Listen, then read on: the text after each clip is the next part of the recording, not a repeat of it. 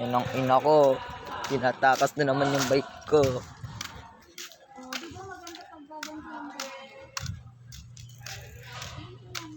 Biker ako eh. Tinakas yung bike ko.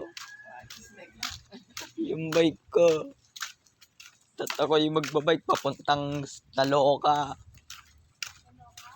Titignan ko nga dapat yun kanina.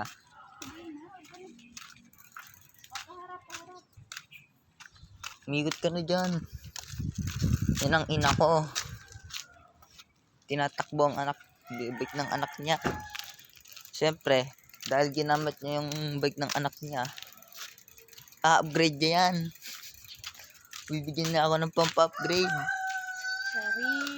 School allowance, pambili na school supplies, pang-upgrade yun, pang-maintenance. 1,000. Ang daming parts din lang. Fender, handlebar, handle grip, preno, shifter. Ayun Oh, full body ka. Kitang-kita buong katawan mo. No? Yan nagbabilis. Sobrang bilis. Sobrang bilis ka mo. Uy! Dinakbo nga! Uy, bumalik ka rito! Nawala na ang aking ina. Kita mo yan? Wala, di ka nag-fight. Guys, tinakbo nga. Yun na.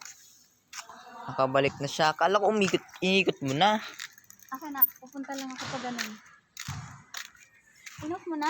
Hindi, yun pa. Ay, hindi pa. Hindi pa. Sige, pag ganun ako, babalik ako. Hindi ako hahabol sa'yo, syempre. Oo nga, pag ganun ako, tapos pagbalik ako.